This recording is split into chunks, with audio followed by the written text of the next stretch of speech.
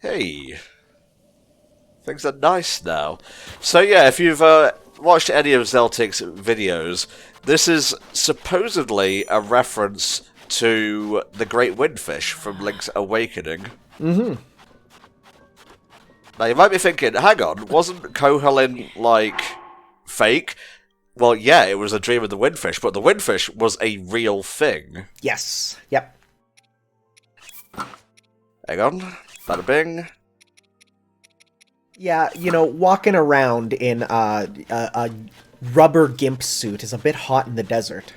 Ah, so it is. Alright, lads, I guess we can head out into Hyrule and find some more stuff. Yeah, let's do that.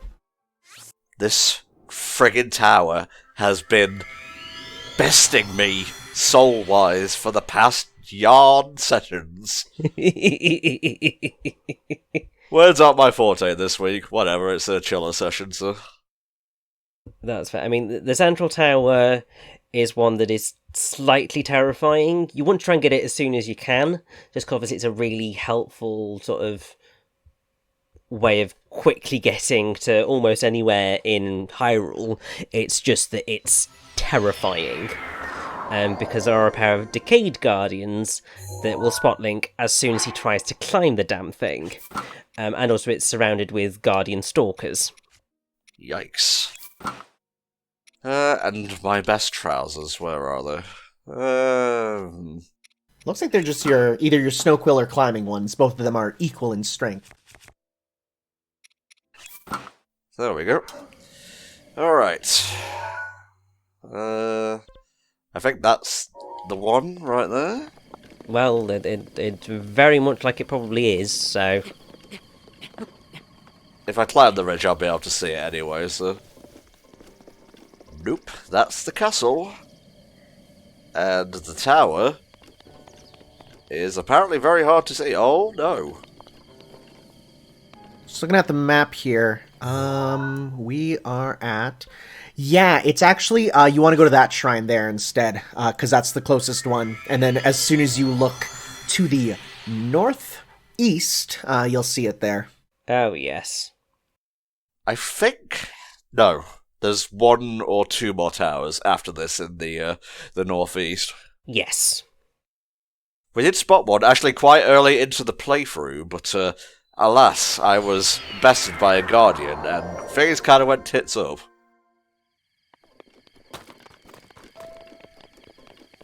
Aha. Oh no. Gotta try and stealth my way in there. I definitely remember quite early on sneaking up this tower the best I could. And by sneaking, I mean I used my invincible horse to bum rush it and avoid the Guardians. Alright, so... Decayed Guardians, Decayed Guardians. I mean, honestly, I would just go up to the top of this and then Rivali to the top of one of those pegs there, and then Rivali once more to go as high as I can. Yeah, that would be my recommendation as well. Also, you might actually be able to get relatively high up on the tower itself anyway. Yeah, I think we're good. Don't even need to peg it. Uh-oh. Uh-oh. Oh dear. Uh-oh!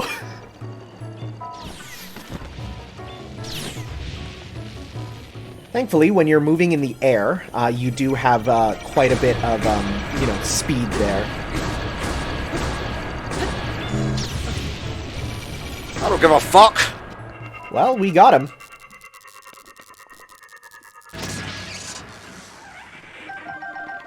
And actually, I'd say now that you've killed one off, even though obviously there is one to deal with... If you just stay on the one side, you should be good, because then the other one can't get you through the wall. Yeah. What a fool. And also, you've not really necessarily got a huge amount of time between each of the steps. Also, I mean, you can just do that and skip the majority of the tower. Heck yeah! That's the power of the Tsundere bird brother. Don't call him that. Jesus. He is, you can't deny. Okay, well, if I'm going to be blasted, I want to be climbing fast at least. That's fair, but you're not going to get blasted at this point because it's on the wrong side of the tower. Haha, you silly fucking fool! Also, I don't think they can look too high up when they don't have a means of a neck, per se. Nah, I knew Guardians were dog or pig-like. Mm-hmm. I learn stuff from you every single time we record, Tanner. I mean, that's my job as a teacher, is to teach only the most important things, like how pigs don't have necks and cannot look up. Yes, indeed. And also that more people should watch Your Name on Valentine's Day. Oh man, it broke some of those kids. It was so good. They were like, what's this anime movie? Is this like Darling in the Franxx? And then like a half hour in, they're like, I am so invested in this story. And then by the end, they were like, I'm actually so happy right now, I want to cry. And it's like, yeah, I told you it's good. It's a damn good film. Like, if you haven't watched it yet, watch it for the love of God. You can't tell me what to do. I love being stubborn for just no reason. It's like, it's not warranted at all. Alrighty. Hurrah!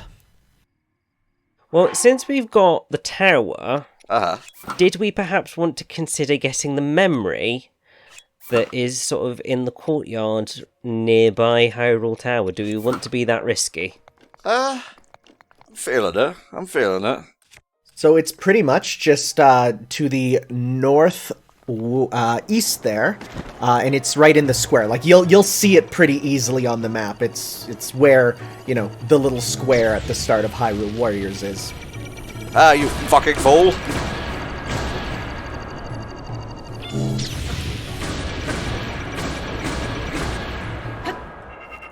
Goodbye.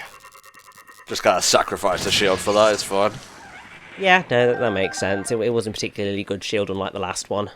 It was a spiked Boko shield. The fact that it survived a hit and, didn't kill you along with it is incredible. I'm kind of feeling ballsy right now. I'm not gonna lie. Uh-oh. Where are you? Come to me! Okay, well, here we go. I would love to say that this is going to go as well as the last time we fought a Guardian, but I have the feeling maybe not quite. Uh-oh. Uh-oh. Uh-oh. Uh-oh. Hello, sir. Would you like a reflection like that? Sick! Oh. Oh my god. It didn't do that much damage.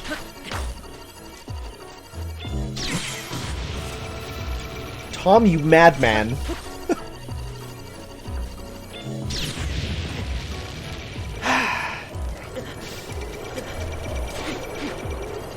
I would probably heal just in case.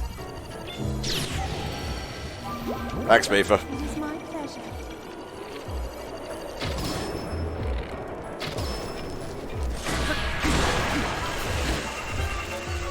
I did it! Definitely not as smooth as the last Guardian kill, but you still managed it. You know what, though? 3 in a row is better than I've ever done. Small victories, I guess. Well, I mean, that was the thing, is that that the last time Tom took down a Guardian, it was 3 perfect parries in a row that just murdered the Blighter.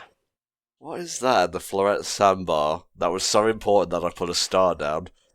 It's going to bother me for the longest time. Anyway, I do have something that I actually kind of want to go get right now, so give me 1 second. Okay, that's fair. Oh, Jesus! The FLORET SANDBAR is probably a shrine, I think. Mm-hmm. As I went about hither and thither, I did put down some markers for stuff. Yeah, so the FLORET SANDBAR is one of the more infamous shrines. Oh, is it the one with Flowerblight, Ganon? Yes. Ah, that's exactly it, yep. Floret for flower. Yeah, there we go. I just love that name, and people making, like, photoshops with, like, the boss subtitles and everything. Now, if you come here at night, I believe, there is a quest that's has you listening to someone complaining about this stable being hit by lightning strikes and whatnot. So, if we climb up this thing, we should be able to uncover the source. Oh. It's because there's a thing up here that gets lightning to fall, isn't it? It's a big ol' axe that someone thought they were cool doing an axe throwing competition and didn't realize that it has dire consequences to do so. Get the hell out of here! There we go. I don't think she's here, so... oh, yes she is. Yeah, it was a big old metal axe. I don't know how it got there, but, hey. Yeah, someone was just trying to, you know, probably chop something down up there, but it happens. Hey! Hey, we got the full set. You know what it probably was? It was probably just some guy who's like, hey, want to see how high I can throw this axe? And then he just throws it straight up in the air. And, I mean, it's gotta come down somewhere. It's like when people fire guns straight up in the air. Like, it's gotta drop somewhere. Mm-hmm. Hey, hey. That is a get-up.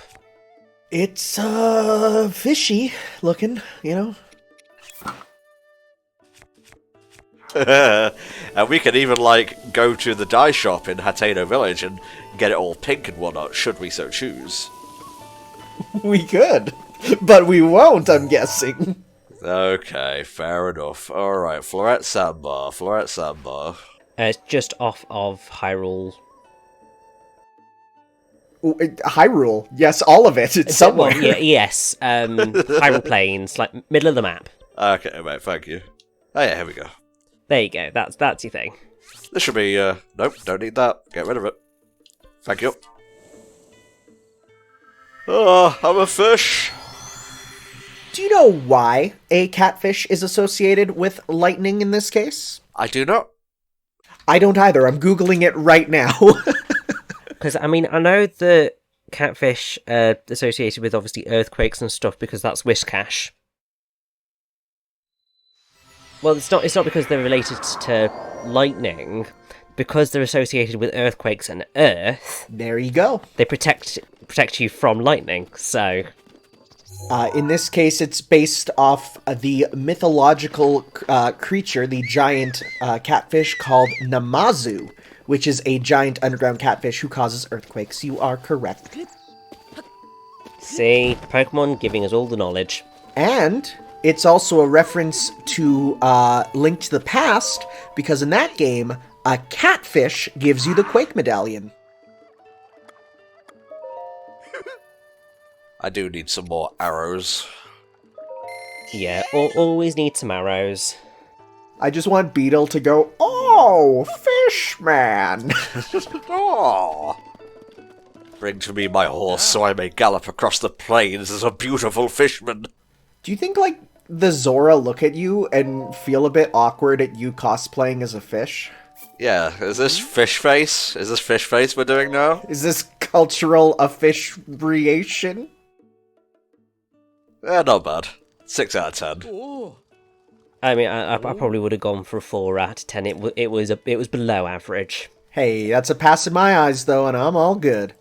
But you're a teacher, and that shouldn't be the case.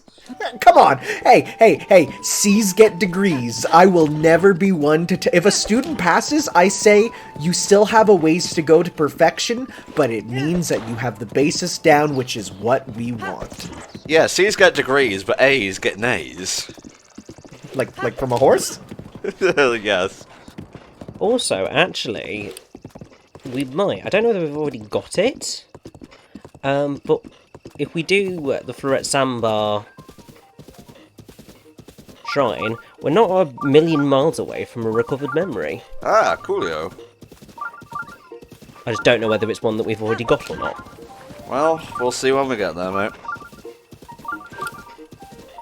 Dum-de-dum, dum-de-dum. Halt. I could probably swim across that, but I'm not going to risk it. You could swim, you could place down ice blocks, or we could do this to use up our Rivali power so we can then get it back later. I didn't want to cheese it.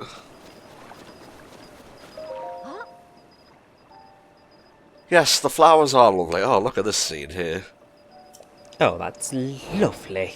Take a closer look, eh? You must not hurt the flowers!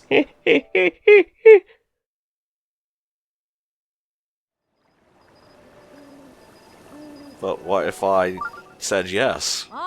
What if you continue to do it over and over? You watching? Check this out. I am intentionally causing mischief.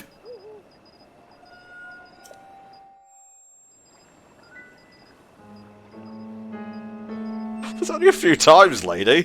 It's literally been 3.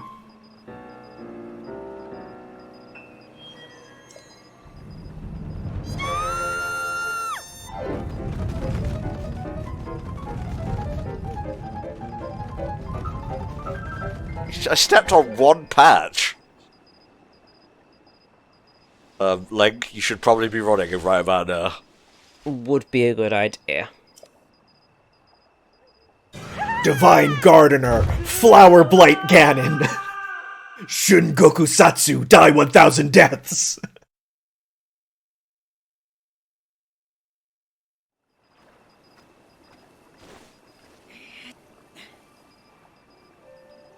I'm okay. Well, whatever.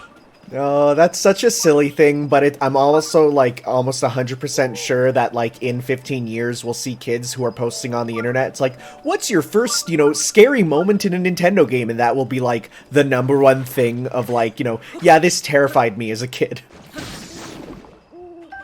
That would not surprise me, because, I mean, obviously it's ridiculous and I love it. But there is that moment of just going, oh, was not expecting that to go there. Mm-hmm. Well, it's sort of like when, like, I used to cheat Animal Crossing on my GameCube by playing around with the clock. But if you do that, what'll happen is, I think you literally just stepped on one at the last second, Tom. Wow. Failing with style. Because there's one right, like, there's a patch of 3 of them in the exact center of it there, which is not fun. But, yeah, you can also cheese it this way. There is that, but also I just want to point out that you literally did get far enough to the shrine that it activated the warp point. Wait, really? I thought you had to press A on it to activate it. Oh, can you warp even if you just run into it? Oh, yeah, no, you can't, never mind. You have to activate it. That was something I discovered pretty early on. You can't just walk past it there. I thought we were able to sort of slightly trick it there, but no. They're mean because, yeah, there's just one sort of patch of red flowers. Right in the center. Right at the end. So if you're not careful, you will get a little bit caught. So yes, just there. There you go. So, like I was saying, I would cheat at Animal Crossing by playing around with the clock. And if you do that, then go to play Paper Mario the Thousand Year Door, you get screamed at by the lottery bomb, and he, like, explodes the screen full of text saying, like, I hate you, I hate you, I hate you, and it, like, shakes and there's scary music, and that was the moment where I went, I think Nintendo games are too scary for me. Jeez. Which, now sounds funny, but for a while I was like, Nintendo games are kind of scary. Why did they keep adding scary stuff to them? Ah. Come here, my pretty. I want as you. Haha. In the words of Machio, side chesto, and uh-oh. That's a bit silly. I didn't even think it would do that. Oh. I'm full of expert techniques today, Rich. Horse you are. Well, just let me have this, alright? I will do just about. When I see a room like this with, like, a big body of water and, like, something to cross, all it reminds me of is, Ocarina of Time there, and like the first dungeon where you have, you're in the tree and you have to go through and there's like that one room with all the water. For some reason that room sticks in my mind as like the #1 like room in Ocarina of Time.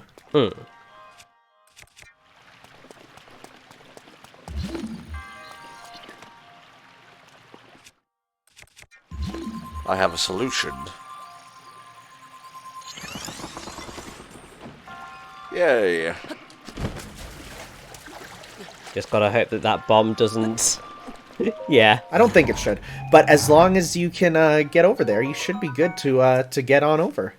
Let's see. Hurrah! Perfect! I must be thinking of, like, a different one with flowing water, because that was easier than I remembered. Well, this is a very early shrine. Like, I remember getting this one right as soon as I was pretty much, like, outside the Great Plateau. Yeah, well done and whatnot. Take your bloody thing. You have no idea how many episodes of my soap I've missed. I'm going there. Well, you know, when you decide to be a sheik or monk and be, you know, entombed and whatnot, this is the sacrifices you have to make. They might give up their earthly desires, you know, in the process of becoming a monk, but soaps are soaps. They need to have their stories. Indeed, Tanner, indeed. Alrighty, you said something about a memory, Rich. Yes, I just want to double check. Oh gosh, she's going to go through it all again, isn't she? I don't think we've got it, if only because I honestly can't remember seeing it, but you never know. But it's the one that's near the bottomless swamp, but it's a bit sort of higher up. Okay. If we check our memories, that would be probably a good shout to begin with. Okay. Just to see if we can match up what memories we have and what we don't. Not as funny the second time. Imagine if it just said game over then. Game over, save file deleted. I'm pretty sure somebody did a mod or something or other where basically they turned her into like a godlike being of like she appeared on the horizon. Just slightly terrifying. So we want number 16.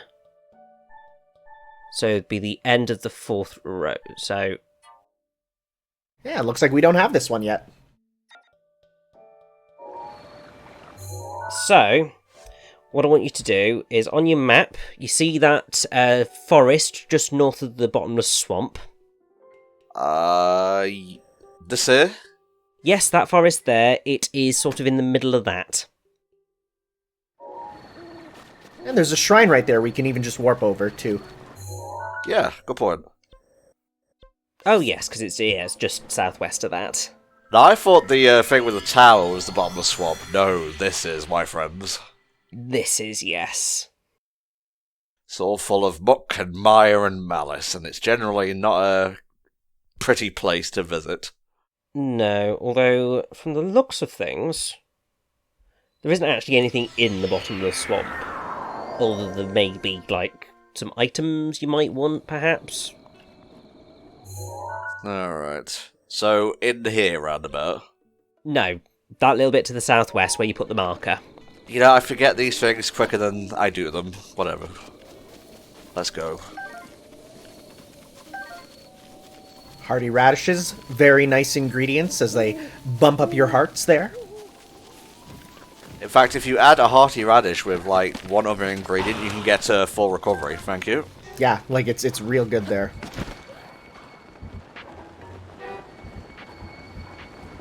So it is in the middle of this forest. And I think you did put it in roughly the right area for where it should pop up as well. If not, it'll be a little bit to the south of that path, well, that area, but you're in the right region. Yes, this does look familiar. Oh, it's right there. Yeah, you were right on the money. Yep, this is it. All these enemies just like, yo, hold up, this dude's about to reminisce, let's wait. Just sitting down around a campfire watching Link. Oh, we're gonna get the zoom in with the fish face, yes! Oh, this would be perfect if he was also wearing this getup in the past as well. Yeah, this is the one. Oh! Sorry, it gets me every time. Oh, a divisive scene in this one. Despair, as it is known. Definitely one that I remember, was in the trailers and people going, yo, where's this game's story gonna go? And then it came out and the story was, not what we all kind of expected. But hey, you know what? That's fine. How did it come to this? That's the HAWA fallacy. Thank you very much. I think, kind of from a personal note, while I love the approach that this game did take to story, and I think that it is really effective, I do think that it was a shame that we had, obviously, a lot of the story trailers had a lot of this content in there, and obviously that suggested that perhaps that was going to be happening in real time. A deeper story, perhaps. Yeah, and obviously that would have been a really interesting game. Everything I've done up until now, it was all for nothing. Ultimately, obviously, that is not what we ended up with, and I do think that that is a shame, but that doesn't distract from what Breath of the Wild is. Father, most of all. I think what probably would have been, I suppose, more interesting in terms of an approach would have been if in Age of Calamity they'd perhaps taken a split pathway approach to its narrative, so that effectively we got to see the Calamity as it happened, and what Age of Calamity wanted to do as sort of two separate routes from a sort of splitting off point. I think that could have been an interesting approach. Obviously, one of those endings was not going to be fun or pleasant, but... That doesn't make sense for a Muso game, though, mate. Well, yeah, that's probably part of the problem, but then it would have been a brave move for a Muso game to have an ending that is that dark. Yeah, I think a lot of people wanted a Muso game that ended like Halo Reach, where literally just more and more enemies keep spawning in until you die, which, it would have been cool if done right, but I also, Tecmo Koei can sometimes barely make a game. Like, they sometimes, you know what, they do, well, it's Omega Force who does the bulk of the work for Musos, and they do good stuff, but, sometimes it's like, they don't break new ground, usually, so as such, it's like, yeah, I think, I'd rather them do something different that's cool than try to do something that we all want and fail. Yeah, no, I totally get that, and I think you're right. It's one of those things of, as an idea, it would be interesting, but obviously actually pulling it off is a completely different kettle of fish, and you would need a very specific team, I think, to pull that off successfully. In many ways, it's basically thinking about, like, the Infinity War in the MCU. Pulling off that type of story well and making it a satisfying conclusion is really difficult. It's a brave team that can try and tackle it as a thing, but also very well done for setting that on fire. Anyway, the divisive nature of the scene I was referring to is dub versus sub, that old classic. Oh, yes. Actually, it was funny, because when I went to, as we were talking about, I showed Your Name to the kids, and just because it was for a general audience, I kept it to the dub version, and there was like half the class, even ones who were, I wouldn't say anime fans, but they just, but they were all like, why are we watching it in English? It's an anime. And I'm like, because we have, everyone's kind of watching, and for a general audience, I thought that would make more sense. But no, it's interesting how it transcended, even the anime fans there for a bit. I suppose that surprises me, because I know, I mean, this is me gonna slightly show my age, but so obviously Generation Z, which is the generation below us, are generally known for being much more culturally aware of things, much more on the ball with stuff, which is why I do have hope for the future of humanity. There's just other things that Gen Z do that I'm a bit like, why?